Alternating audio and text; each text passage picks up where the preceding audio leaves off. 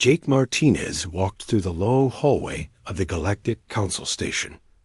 His boots made soft sounds on the smooth floor. The walls were made of some kind of blue metal that seemed to glow from inside. Strange symbols moved across the surface, like living things. Jake had been here many times before, but the place still made him feel small. The human ambassador wore his best uniform, dark blue with gold buttons and a small Earth flag on his shoulder. His hair was getting gray at the sides. He was 45 years old and had spent half his life in space. Before becoming a diplomat, Jake had been a soldier. He fought in the Mars colony wars and the asteroid belt conflicts. Those experiences taught him how to stay calm when people tried to scare him. Today would test that skill. 2 tall guards stood outside the council chamber. They looked like walking trees made of crystal. Their eyes glowed green, and they moved without making any sound. Jake nodded to them as he passed. The guards did not nod back. The council chamber was huge. The ceiling was so high that Jake could not see the top. Around the room sat representatives from 47 different alien species. Some looked like giant insects. Others were made of living rock or flowing water. A few seemed to be made of pure energy, glowing and shifting in their special chairs. Jake had met most of them over the past 3 years. Some were friendly. Some were curious about humans. Most simply ignored him. They thought humans were too young and too primitive to matter. In the center of the chamber stood Council Prime Ziegther. He was 12 feet tall and made of living crystal. Different colors flowed through his body like colored water. When he spoke, his voice came from everywhere at once. "Ambassador Martinez," Ziegther said. The words came through Jake's translator device. "You will listen to the decision of the council." Jake stood straight and kept his hands at his sides. "I'm listening, Council Prime." The crystal being's colors shifted to deep red. "Your species has expanded beyond your assigned territory. You have built colonies on 17 worlds outside your home sector. This ends now." Other council members began to speak. Their voices mixed together through the translator, creating a strange chorus of agreement. "The Krillian Empire needs these worlds," said Vexani, the aquatic representative. Her voice bubbled like water flowing over rocks. "Their population grows quickly. They require room to expand. Human colonies are small and inefficient," added Mordan, whose body looked like shifting sand. "The Krillians will use these worlds better." Jake listened to them talk about human colonies like they were discussing the weather. These were worlds where families lived, where children played in alien soil under foreign stars, where people had spent their whole lives building something new. "You have 3 standard cycles to remove all humans from these 17 systems," Ziegther announced. "If you do not comply, the Krillian Empire will remove them for you." The chamber fell silent. Jake could feel dozens of alien eyes watching him. They expected him to argue or beg, maybe cry or get angry. That's what young species usually did when the council made demands. Instead, Jake smiled. "I'll pass your message to Earth Command," he said in a calm voice. "But I should warn you about something." "Warn us?" Visani's water body rippled with what might have been laughter. "What could your primitive species possibly do to concern us?" Jake's smile got a little wider. Humans don't like it when people threaten their families. Several council members made sounds that the translator couldn't handle. They came out as electronic squeaks and buzzes. Jake recognized them as alien laughter. "Your families," repeated Ziegther, his crystal body now glowing with amusement. "Human, we have studied your species for 50 years. We know your capabilities. Your ships use simple fusion drives. Your weapons are kinetic projectiles and basic energy beams. Your military consists of a few thousand soldiers with primitive equipment. Your largest warship weighs less than our smallest patrol craft," added Representative Crix, whose insect-like body clicked as he spoke. "We have seen your conflicts. Small wars with limited casualties. Your species lacks the will for true warfare." Jake nodded as if he agreed with them. "You're right about our ships. Fusion drives, kinetic weapons, nothing fancy. And you're right about our numbers, too. We don't have huge fleets like some species here." The aliens relaxed. This was going exactly as they expected. "But," Jake continued, "there's something you might have missed in all your studies." "What could we have missed?" Mordaunt asked. His sand body shifted with curiosity. Jake looked around the chamber, meeting the eyes of every representative who had eyes to meet. "You studied our wars, but did you study why we fight them?" "Fighting is fighting," Crix clicked impatiently. "Resources, territory, power. All species fight for the same reasons." "Not humans," Jake said. "We fight for our families, for our children, for the people we love. When you threaten those people, you don't just make us angry, you make us dangerous." "Vexanes?" Water body rippled again. "Dangerous? You have no idea what danger means. The Krillian Empire commands 10,000 bioships. Each one carries 1,000,000 warriors. They have conquered 40 star systems." "I'm sure they have," Jake agreed. "But they've never fought humans before." "Because humans have never been worth fighting," Zichther stated. The crystal being's colors had shifted to bright orange, which Jake knew meant confidence. "Your colonies will be evacuated or destroyed. The decision is yours." Jake was quiet for a long moment. He seemed to be thinking about something important. The aliens waited, expecting him to either surrender or make empty threats. Instead, Jake reached into his pocket and pulled out a small device. It looked like a simple communication unit, the kind humans used for everyday calls. "Council Prime, may I send a message to my government?" Jake asked politely. "Of course," Zichther replied. "Tell them to begin evacuations immediately." Jake activated the device. "This is Ambassador Martinez. Authorization code Delta 77 Alpha. Message. For Admiral Hayes, the Council has issued an ultimatum regarding the 17 frontier colonies. They want all human civilians removed in 3 cycles." He paused, then added, "Mom, they're threatening our families." The message was short and simple, but something in Jake's voice made several alien representatives shift uncomfortably in their seats. The human had sounded different when he said those last 4 words. Colder. Harder. Jake put the device away and looked up at Zichther. "My government will respond soon." "Good," the Council Prime said. "This matter is settled. The colonies will be evacuated. Maybe," Jake said.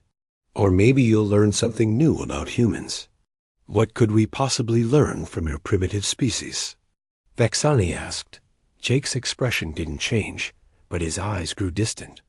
Like he was remembering something from long ago. "You'll learn what happens when someone threatens 4 million human families. You'll learn why every human child grows up hearing stories about people who fought impossible odds to protect the ones they loved. You'll learn why we call our ships names like Defiance and Retribution and Never Again." The chamber was completely silent now. Even the background hum of the station systems seemed to have stopped. Jake straightened his uniform jacket and nodded respectfully to the council. "Thank you for your time. I'll be waiting for my government's response." He turned and walked toward the exit. His footsteps echoed in the silent chamber. At the doorway, he stopped and looked back. "Council Prime, you might want to reconsider your intelligence about human military capabilities. We've had 50 years to prepare for this day. 50 years to think about what we'd do if someone threatened our children." Jake left the chamber.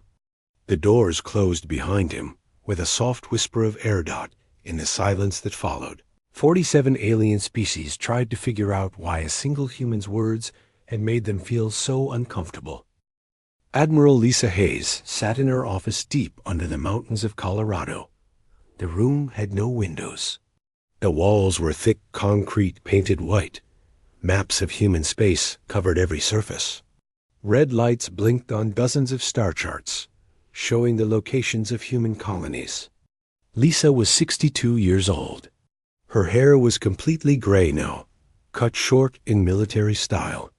She had been in the Space Navy for 40 years. She remembered when humans first met alien life. She remembered the fear and excitement of those early days. Now she felt something different. Anger. Jake Martinez's message played again on her desk screen. His voice was calm and professional, but Lisa could hear the hidden meaning. She had known Jake for 20 years. They had served together during the Titan Rebellion. She knew what he meant when he said the aliens were threatening their families. A knock came at her door. "Come in," Lisa called. General Paul Kim entered the office. He was a big man with broad shoulders and dark eyes. Behind him came Director Amy Walsh from Strategic Intelligence. Amy was thin and pale, with sharp features that missed nothing. "You got Jake's message," Paul said. It wasn't a question. 17 colonies, Lisa replied. 4 million people, including children who were born in those systems. Some families have been there for 3 generations. Amy sat down and opened her tablet. Numbers and charts appeared on the office's main screen. "Our intelligence shows Krillian scout ships at the edge of the Kepler 442 system. They're not just making threats. They're preparing to act." Lisa stood up and walked to the largest star map. 17 red dots marked the threatened colonies. Each dot represented thousands of families. Farmers, miners, teachers, doctors. People who had left Earth to build new lives under alien stars. "What do we know about Krillian military doctrine?" Lisa asked. Amy touched her tablet. New information appeared on the screen. They use overwhelming numbers. Standard bioships, each carrying about 1 million warriors. They attack in waves until the enemy gives up or dies. No fancy tactics. Just mass assault. "And the Galactic Council supports this?" Paul asked. "The Council thinks we're primitives with toy weapons," Amy said. "They've been watching our small conflicts for 50 years. They think human military means a few thousand soldiers with basic equipment." Lisa smiled, but it wasn't a happy smile. They never asked the right questions. "What questions?" Paul asked, though he already knew the answer. Why did we colonize so many systems so quickly? Why did our colony ships always carry more supplies than civilian populations needed?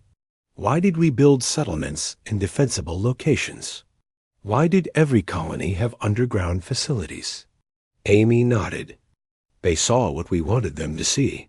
For 50 years, humanity had been preparing. Not for trade or exploration or peaceful contact.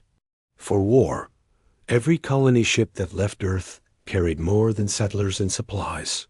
Hidden in cargo holds were weapons, military equipment, and prefabricated military installations. Every colonist received basic military training before leaving Earth. Every settlement was designed to become a fortress if needed. The Galactic Council had been watching human conflicts and seeing small wars with limited casualties. They didn't understand that humans had been holding back.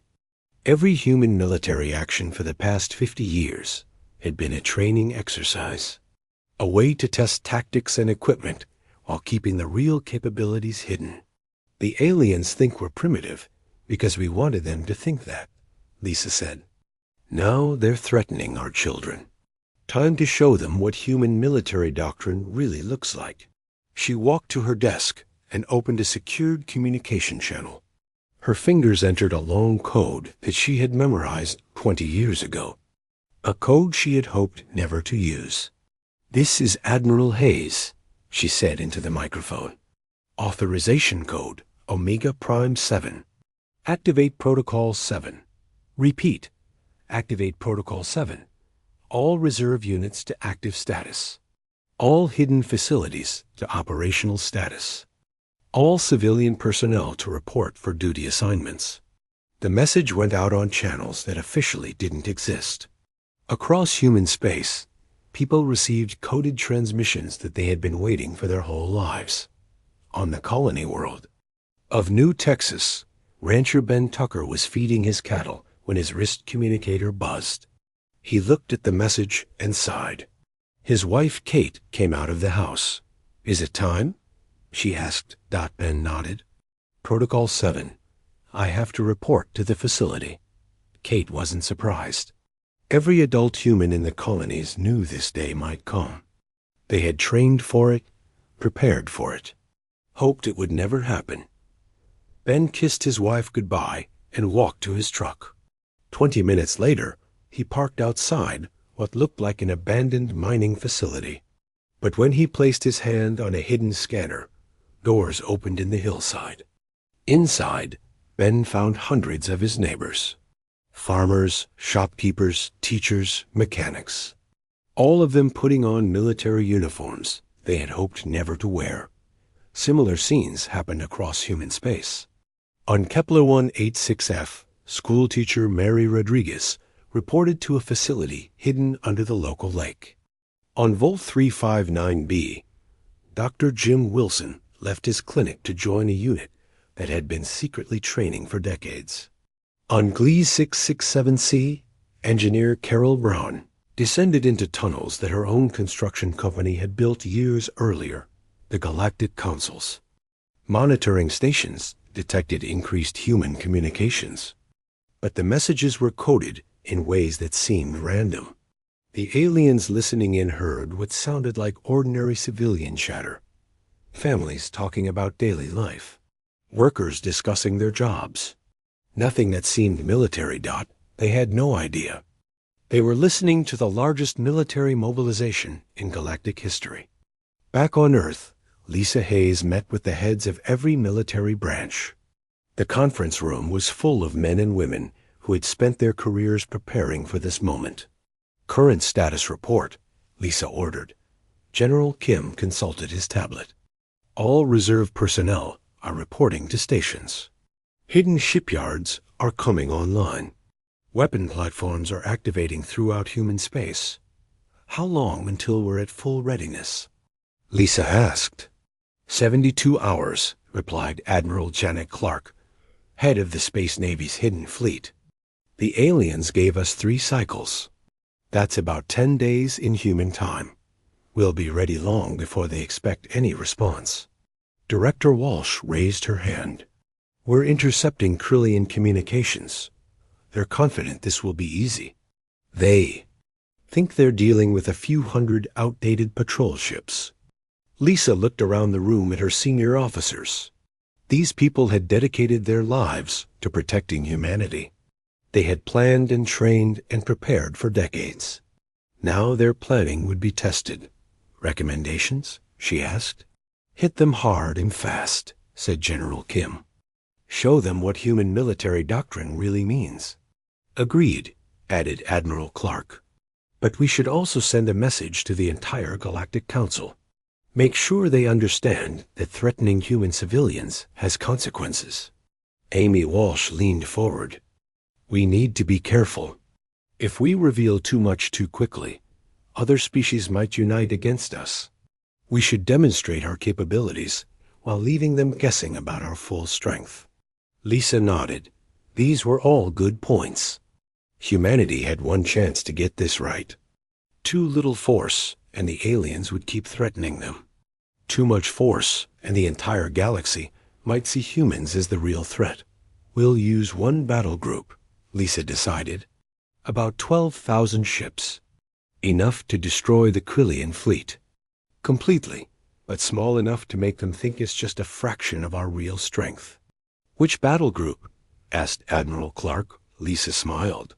"The one Jake Martinez used to command. The 7th Fleet. He trained most of those ship captains personally. They know his tactical style. The meeting continued for several hours. Plans were made. Orders were given. Across human space, a military machine that had been hidden for 50 years began to move. On the space station orbiting Earth, Captain Nina Ross received her orders. She was to command the battle group that would face the Krillians.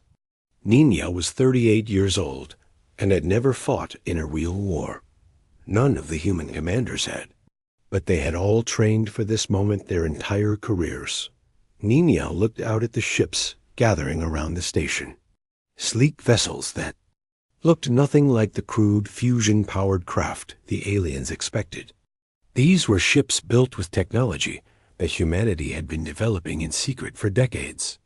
Ships designed for one purpose: to protect human families from anyone who threatened them. The Krillian Empire was about to learn what happened when someone threatened 4 million human children. They were about to discover that the species they thought was primitive had been preparing for war since the day they first met alien life. Protocol 7 was active. The real human military was about to reveal itself, and the galaxy would never be the same. Fleet Commander Kozak floated in his command chamber aboard the Krillian bioship Devourer. The ship was alive, grown rather than built. Its walls pulsed with a slow heartbeat. Organic cables carried information through the vessel like blood. Vessels carrying nutrients. K. Razak was 12 feet long. With 6 arms and compound eyes, they could see in multiple directions at once. His exoskeleton was dark green with yellow stripes that showed his rank. He had conquered 15 star systems for the Krillian Empire. This would be his 16th. Status report. Kurzag clicked to his sensor operator. 800 ships in formation, Commander, the operator buzzed back. All bioships are healthy and ready for combat. Warrior pods are fully loaded. Krozak felt confident. 800 ships carrying 800 million Krillian warriors. The largest fleet he had ever commanded. Against a few primitive human. Colonies that probably had no military protection at all. The Krillian Empire had studied human military capabilities for years. Their intelligence showed that humans had maybe 50 warships total. Small vessels with simple weapons and basic armor. The kind of ships that might work against pirates or rebels, but were useless against a real military force. Time to arrival. At the human colony? Krezak asked. 6 hours, Commander. Krezak settled back in his command throne. This would be easy. The humans would probably surrender as soon as they saw his fleet. If not, the battle would be over in minutes. Then his warriors would secure the planets for Krillian expansion. The fleet commander had fought many species during his career. Some were brave, some were clever. Some had good weapons or strong defenses. But all of them eventually fell to Krillian numbers and determination. Overwhelming force always won in the end. 6 hours later, the Krillian fleet dropped out of hyperspace. At the edge of the Kepler 442 system, Krozak expected to find a few human patrol ships and maybe some orbital defense platforms around the colony world. Instead, his sensor operator began making sounds of panic. Commander, multiple contacts. Very multiple contacts. Krozak's compound. Eyes focused on the display screen. What he saw made no sense. The screen showed thousands of ships in perfect formation around the colony world. Not the crude, blocky vessels that Krillian intelligence had shown him. These ships were sleek and angular, with surfaces that seemed to bend light around them. How? Many ships? Krozak demanded. The sensor operator's claws clicked rapidly over his controls. I count ... 12,400 vessels, Commander. With more arriving every minute. Krozak stared at the display. 12,000 ships? That was impossible. Human intelligence showed they had fewer than 100 vessels total. Where had all these ships come from? At the center of the human formation sat a command vessel that was larger than anything Krozak had ever seen. It was the size of a small moon, but clearly artificial. Weapon ports covered its surface like the spots on a Krillian egg. A communication signal reached the Krillian fleet. The translator converted the alien sounds into clicks and buzzes that Kazak could understand. Krillian vessels, this is Captain Nina Ross of the United Earthship Retribution. You are in violation of the New Geneva Convention regarding civilian populations. You have one opportunity to withdraw. Krazak's mind struggled to process what he was hearing. The humans had conventions about warfare, rules for fighting. The idea seemed absurd. War was war. You fought until you won or died. Human vessel. Krazak replied, you are outnumbered. We count 800 ships to your. He paused, still unable to believe the sensor readings. How many ships do you have? There was a brief delay before the human captain responded. Krazak could hear her talking to someone else, though he couldn't understand the words. You're outnumbered roughly 15 to 1, Captain Ross finally said. Last chance to withdraw. Krazak felt a chill run through his exoskeleton. 15 to 1 against him. How was this possible? Another human voice joined the communication channel. This one sounded older and carried more authority. Krillian Fleet Commander, this is General Scott Brown aboard the U.S. Defiance. I want to explain something to you and to the Galactic Council members who are monitoring this conversation. Krazak hadn't known the Council was listening, but he wasn't surprised. They probably wanted to watch the humans get destroyed. For the past 50 years, General Brown continued, humanity has been preparing for this day. Every human colony has hidden shipyards built deep underground or inside asteroids. Every able-bodied civilian has received military training. Every star system has weapon platforms that your sensors cannot detect. The general's voice remained calm and professional, but Krazak could hear something cold underneath the words. You called us primitive, but you never asked the right questions. Why did we colonize systems so quickly? Why did our ships always carry more supplies than our civilian populations needed? Why did we build our settlements in defensible locations? Kraz, sensor operator, was frantically scanning the system. Commander, the operator buzzed urgently. I'm detecting massive structures throughout the system. They were hidden behind asteroids and debris fields. Some of them are bigger than our largest ships. The answer, General Brown continued, is that we've been building a military infrastructure since the day we first met alien life. We've been training our people and developing our technology. We've been preparing for the day when someone would threaten our families. Krazak felt his confidence crumbling. This wasn't how the intelligence reports said it would go. Humans were supposed to be weak and divided. They weren't supposed to have massive fleets and hidden bases. You have one chance to withdraw, Captain. Ross repeated. Take your fleet and leave human space. Don't come back. Krazak's mind raced. He had his orders from the hive mind. The colonies must be taken. The Krillian Empire needed those worlds for expansion. Failure was not acceptable, but facing 12,000 enemy ships with only 800 of his own seemed like suicide. I have my orders, Krazak finally replied. The colonies must be secured for Krillian expansion. We cannot withdraw.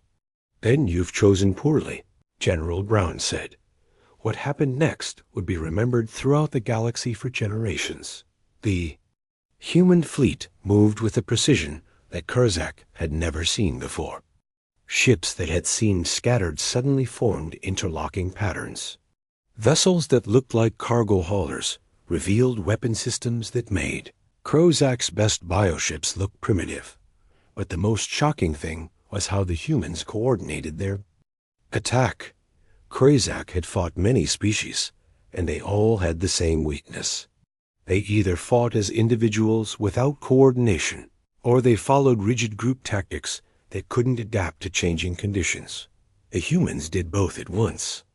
Each ship acted independently, making its own decisions and adapting to the battle as it developed. But somehow they all worked together perfectly, like parts of a single enormous organism. K. Razak watched in horror as his carefully planned formation fell apart. His bioships were fast and deadly, but they couldn't match the human combination of individual skill and group coordination. Captain Ross's ships demonstrated hit-and-run tactics that Kurzak had read about in historical files.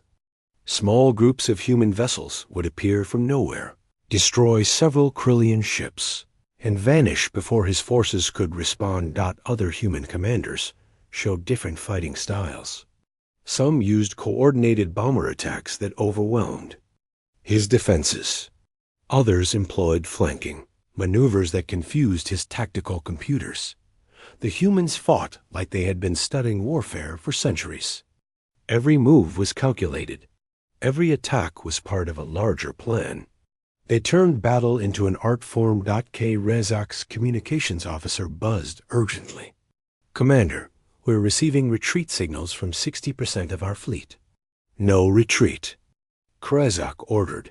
"The hive mind demands victory." But victory was impossible. In 47 minutes, 732 Krillian bioships were destroyed or disabled. The survivors fled in panic, their formation completely broken. K. Razik's own ship was heavily damaged. Half his weapons were offline, and his navigation systems were failing. Around him, the remnants of the mighty Krillian fleet limped away from the battle zone. The human fleet made no attempt to pursue them. They simply reformed their protective formation around the colony world and waited.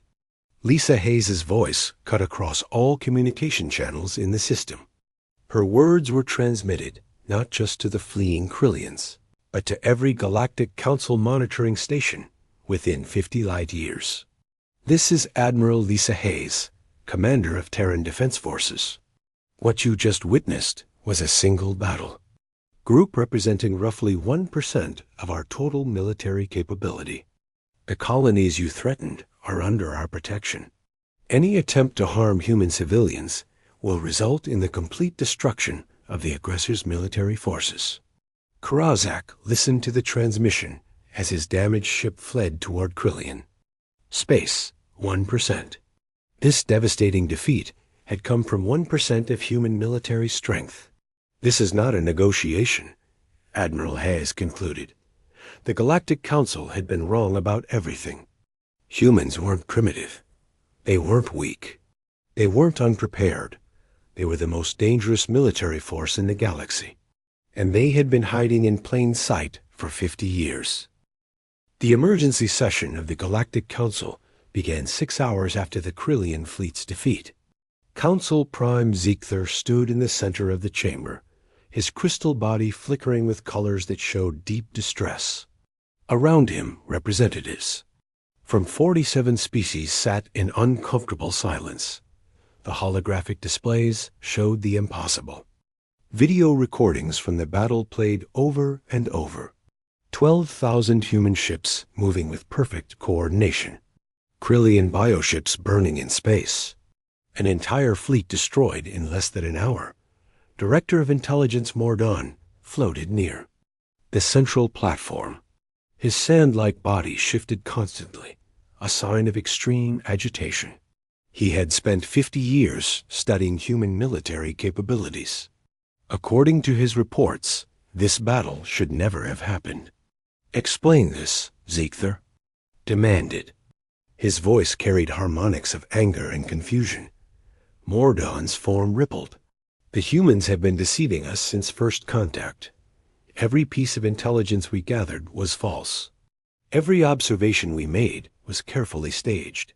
Representative Vexani's water body churned with nervous currents. "How is deception on this scale possible? We monitored their communications for decades." "They wanted us to monitor them," Mordon replied. "Every signal we intercepted was designed to reinforce our beliefs about their primitive nature. They made us see exactly what they wanted us to see." the chamber filled with sounds of distress from various species. Clicks, whistles, hums, and electronic squeals mixed together through the translation systems. Council member Crix, the insectoid representative, buzzed angrily. Our intelligence networks are the best in the galaxy. How could we miss a military build-up of this magnitude? New information appeared on the displays. Intelligence reports flooded in from across council space.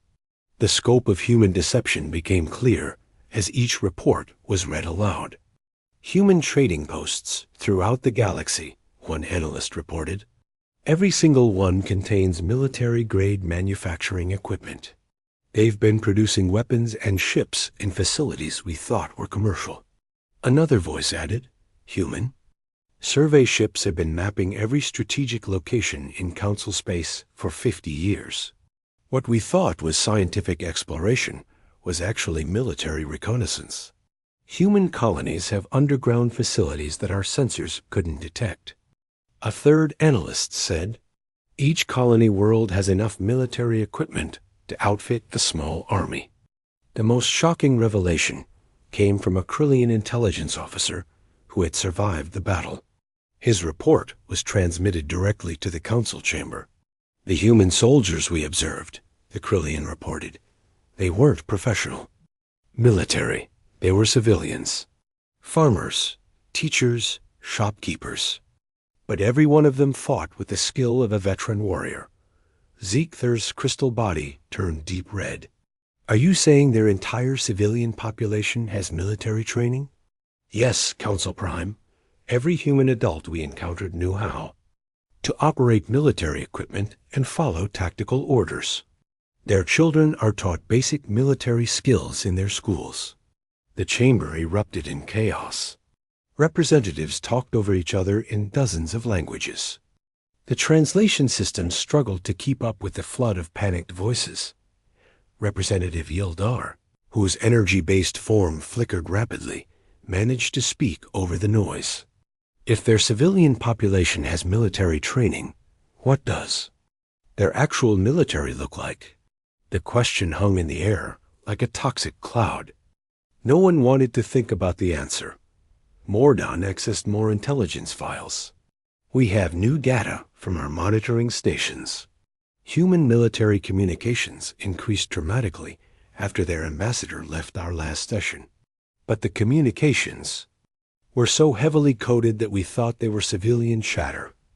What were the humans actually saying? Vex Ani asked. They were coordinating the largest military mobilization in galactic history, Mordon replied. Hidden fleets were moving into position. Secret bases were coming online. Weapon platforms throughout human space were activating. The displays showed star charts of human territory. Red dots marked confirmed military installations. There were thousands of them. Shipyards hidden inside asteroids. Weapon platforms disguised as communication relays. Manufacturing centers built into the cores of moons. How long have they been preparing for this? Zeekther asked. Since first contact, Mordon answered. 50 years of continuous military development. They never stopped building their war machine. They just hid it from us. Council member Dexrol, a rock-like being from the outer rim, spoke for the first time. What are the strategic implications? Mordon's sandy form shifted into new patterns.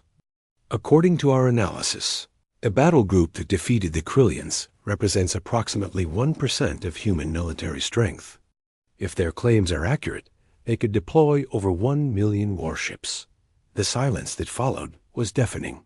1 million ships. The entire Galactic Council's combined fleets numbered fewer than 50,000 vessels. There's more, Mordon continued. Human military doctrine is unlike anything we've encountered. They combine individual initiative with group coordination in ways that shouldn't be possible.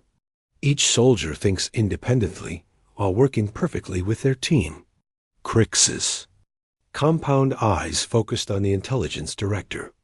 Explain. Most species either fight as individuals or follow rigid group tactics. humans do both simultaneously. Their commanders adapt to changing conditions while maintaining overall strategic goals. It makes their military extremely flexible and unpredictable. Representative Sylvana, whose crystalline form resembled Ziegther but was much smaller, asked the question everyone was thinking. Are the humans planning to attack Council space? Unknown, Mordan replied. But their positioning suggests a defensive strategy. They're protecting their colonies and trade routes, not preparing for conquest. Yet, added Yildar ominously. The debate continued for hours. Some representatives wanted to negotiate with the humans immediately. Others suggested forming an alliance against the human threat. A few extremists even proposed a preemptive strike before human strength grew further. Ziegther listened to all the arguments before making his decision. Contact Ambassador Martinez. Tell him the Council wishes to renegotiate the colonial situation. What terms should we offer? Vexani asked. Whatever terms he wants, Ziegther replied. We can't fight a war we can't win. The message was sent to the human embassy on the Council station. Jake Martinez received it within minutes. His response was brief and professional. The ambassador will address the Council in 12 hours. While the Council waited nervously for the human response, intelligence reports continued to arrive. Each one revealed new aspects of human military preparation. Human schools taught military history as a required subject. Human civilians practiced emergency drills that were actually military exercises. Human entertainment included games and stories that emphasized tactical thinking and group cooperation. The humans hadn't just built a military. They had created an entire warrior culture, disguised as a peaceful civilization. Most disturbing was the discovery of human psychological profiles. The aliens had always assumed that humans avoided warfare because they were too emotional and undisciplined. They now realized the opposite was true. Humans avoided warfare because they were too good at it. When humans fought wars on their home planet, the results were so devastating that they learned to resolve conflicts through other means. But when someone threatened their families, all their restraint disappeared. They're not primitive, Mordan concluded in his final report. They're the most sophisticated military force in galactic history. They've been hiding their true nature to avoid frightening other species. As the Council prepared for Jake's return, a final piece of intelligence arrived. A human transmission had been intercepted from their home system. The message was simple: Protocol 7 successful. All forces standing by for further orders. 47 alien species realized they had made the biggest mistake in galactic history. They had threatened the children of the most dangerous military power in the galaxy. Now, they would have to live with the consequences. Jake Martinez walked through the same hallway he had traveled 3 days earlier. But everything was different now. The alien guards at the Council chamber entrance stood straighter when they saw him. Their glowing eyes tracked his movement with nervous attention. The chamber itself felt smaller. The same 47 species sat in their seats, but the confident energy was gone. Instead of casual dismissal, Jake felt the weight of fearful respect. Some representatives wouldn't even look at him directly. Council Prime Ziegther's crystal body showed colors Jake had never seen before. Pale blues and grays that the human ambassador had learned meant uncertainty and fear. Ambassador Martinez, Ziegther began, his voice lacking its usual commanding tone. The Council has reconsidered the colonial situation.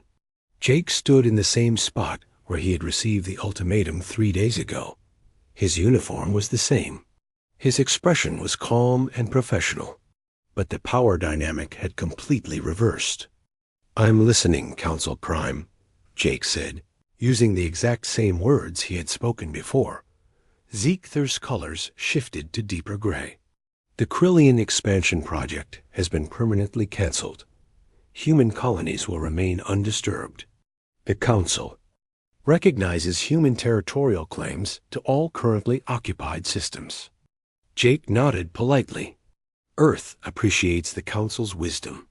However, we have some concerns about the process that led to this situation. Representative Vexani's water body rippled nervously. What concerns? The Council made decisions about human territory without consulting humanity, Jake replied. You threaten civilian populations based on incomplete intelligence. This suggests problems with Council procedures that need to be addressed. The chamber fell silent. These were not requests. They were demands disguised as diplomatic language. Every representative understood the difference. What changes does humanity propose? Zeek-Ther asked carefully. Jake activated a small device and consulted information that appeared on its screen. First, humanity requests permanent membership on the Council with full voting rights. Our population and territorial extent justify equal representation. Several alien representatives shifted uncomfortably. Council membership had always been limited to species that had been in space for at least 500 years. Humans had only been spacefaring for 2 centuries. Second, Jake continued, the Council needs new procedures for territorial disputes. No species should have their colonies threatened without full investigation and negotiation. Third, humanity proposes the establishment of a galactic defense force. Smaller species need protection from aggressive expansion by larger powers. Mordoon's sandy form rippled with agitation. You want to militarize the Council? I want to prevent future wars, Jake replied calmly. The Krillian attack happened because they thought they could take what they wanted without consequences. A joint defense force would discourage such thinking. The aliens looked at each other nervously. A joint defense force sounded reasonable in theory, but everyone understood that humans would probably end up controlling it. Their demonstrated military superiority made other options unrealistic. Council member Crix buzzed anxiously. What guarantees can humanity provide that this defense force won't be used for conquest? Jake's expression didn't change, but something cold flickered in his eyes. The same guarantee that prevented us from conquering the galaxy during the past 50 years while we were building our military. Humans don't fight for territory or resources. We fight to protect our families. And if other species threaten those families? Asked Representative Yuldar. Then you saw what happens 3 days ago, Jake replied simply. The negotiations continued for 6 hours. Point by point, the galactic balance of power was restructured. Humanity went from being a minor species on the Mai Council's periphery to being the dominant military power in known space. The aliens had no choice but to accept human demands. Alternative was a war they couldn't win against an enemy that had been preparing for 50 years. But Jake wasn't finished. The final change he proposed was the most significant. Humanity also requests the establishment of protection protocols for developing species, he said. Young civilizations should be allowed to grow without interference from established powers. Zeek-Ther's crystal body showed confused patterns. You want to protect species even weaker than you were? Especially species weaker than we were, Jake confirmed. What happened to us could happen to them. They deserve the chance to develop without threats or ultimatums. Vexani's water body stilled completely. You're proposing to defend civilizations that can't defend themselves. Yes. Even if it costs human resources and lives? Yes. Why? Jake was quiet for a moment. When he spoke, his voice carried a weight that made the entire chamber listen carefully. Because we remember what it felt like to be helpless. We remember the fear when we realized that older, stronger species could destroy us whenever they wanted. No one should have to feel that way. The final agreements were signed electronically. Humanity became a full council member with expanded territorial rights. The Galactic Defense Force was established with human advisory oversight. Protection protocols for developing species were put into effect immediately. But the most important change couldn't be written into any agreement. The galaxy now understood that humanity was not the primitive species they had appeared to be. They were potentially the most dangerous military force in known space. Restrained only by their own moral choices. As the session ended, Jake gathered his materials and prepared to leave. At the chamber entrance, he paused and looked back at the assembled representatives. "One final thing," he said. "Human colonies are building schools and hospitals and parks where children play. Our people are farmers and teachers and artists who want to live in peace. But every one of them is also a trained soldier who will fight to protect their families." He looked directly at each council member as he continued. "We've shown you 1% of our military capability. We hope you never see the other 99%. But if anyone threatens human civilians again, you will see all of it." Jake left the chamber. The massive doors closed behind him with a soft whisper. In the silence that followed, 47 alien species contemplated their new reality. The galaxy had just acquired a protector that was also its most dangerous predator. 3 months later, Jake sat in his quarters on the council station. He was video calling his daughter Rachel on the colony world of New Texas. She was playing in her backyard while her 2 children chased Earth butterflies under an alien sun. "Dad, the news says we're safe now," Rachel said. "Is that true?" Jake smiled, remembering the Krillian ships burning in space and the complete transformation of galactic politics. "Yes, sweetheart, you're safe. Anyone who wants to change that will have to get through 12,000 of your neighbors first. And if 12,000 isn't enough, they'll have to face the other 998,000 ships waiting behind them." Rachel laughed. "That's a lot of neighbors." "The best neighbors in the galaxy," Jake agreed. The call ended, and Jake looked out his window at the stars. Somewhere in that vast darkness, young civilizations were taking their first steps into space. They would grow up in a galaxy where stronger species couldn't simply take what they wanted, where threats against civilians had consequences, where someone would stand between predators and the innocent. The Galactic Council had learned a hard lesson about underestimating humanity. They thought humans were primitive because they wanted them to think that. They discovered too late that the most dangerous predator is often the one that doesn't look dangerous. But humanity had learned something too. They had learned that their greatest strength wasn't their technology or their numbers. It was their willingness to fight for those who couldn't fight for themselves. The galaxy was safer now. Not because humans were peaceful, but because they were anything but peaceful when someone threatened the people they protected. And in homes across human space, children played under alien stars, safe in the knowledge that their families would never stand alone against the darkness.